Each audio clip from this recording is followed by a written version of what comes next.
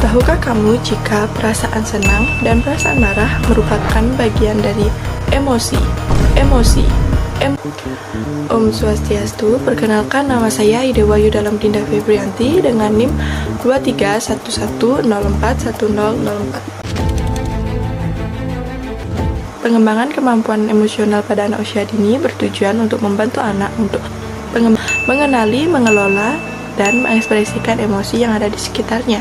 Sebelum pengenalan dalam emosional, anak terlebih dahulu diperkenalkan untuk mengembangkan kemampuan sosialnya. Pengembangan kemampuan sosial merupakan kemampuan anak untuk berinteraksi, berhubungan, dan berkomunikasi di lingkungan sosialnya.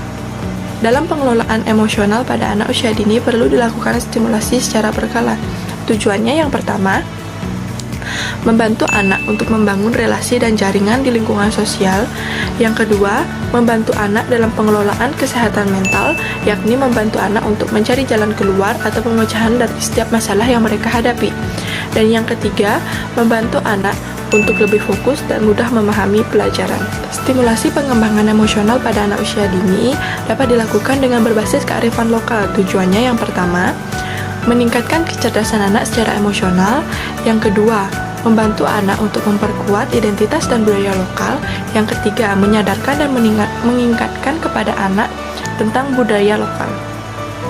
Menurut teori pembelajaran sosiokultural dari Vygotsky, dikatakan jika budaya yang di dalamnya termasuk dalam bahasa dan praktik sosial merupakan seperangkat alat yang dipergunakan untuk berpikir, berkomunikasi, dan berinteraksi untuk memecahkan suatu masalah.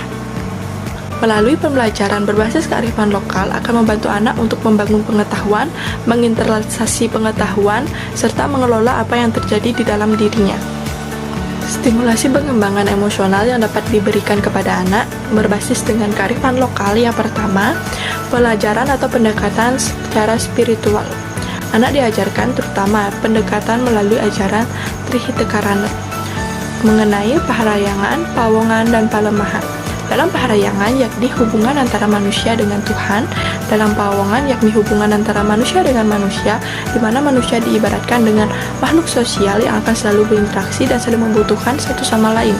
Dan yang ketiga adalah hubungan manusia dengan alam yang disebut dengan palemahan. Dalam situasi palemahan, anak akan diajarkan untuk mengenal beragam sifat dan karakter di lingkungan sosialnya. Yang kedua, dapat mengajarkan kepada anak mengenai kegiatan gotong royong. Dan di sini akan mengajarkan mengenai kerjasama dan juga solidaritas.